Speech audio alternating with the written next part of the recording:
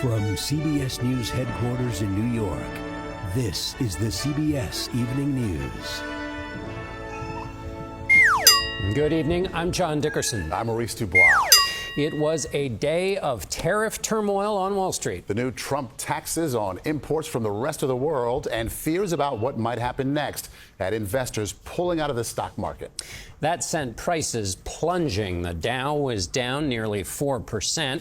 The S&P 500 nearly 5%. And the chock full of tech stocks NASDAQ lost nearly 6%. It was the worst day for the financial markets in 5 years since the COVID meltdown. But the president is not worried. He said it was to be expected. Margaret Brennan begins our coverage from Washington. Margaret?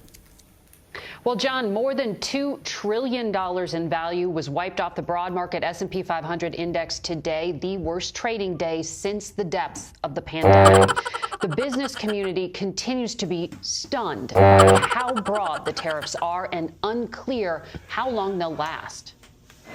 The market's steep decline defied President Trump's prognosis. I think it's going very well. It was an operation, like when a patient gets operated on.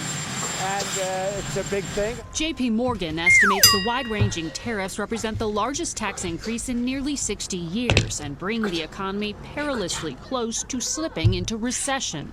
Overnight, the 25% tariff on foreign-made autos took effect. Canada's Prime Minister hit back. The government of Canada will be responding by matching the U.S. approach, with 25% tariffs on all vehicles imported from the United States. American automaker GM said it's now hiring at one plant, while Jeep maker Stellantis plans a short-term layoff of 900 employees due to production halt in Mexico and Canada. And at least 2 more rounds of tariffs are planned for most of the world, including manufacturing hubs like China and Cambodia, as well as tiny countries like Africa's Lesotho, and even a remote uninhabited island near Australia. It will take several weeks before shoppers see price increases for imported products.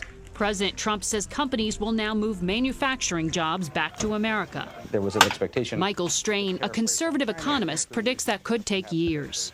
So this isn't a switch that you flip and suddenly manufacturing is back in the United States of America. It's also not a switch that you should wish to flip.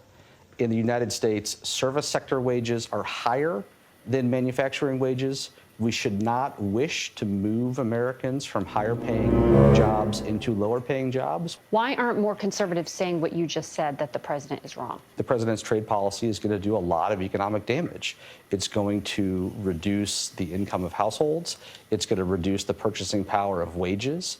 It's going to increase unemployment.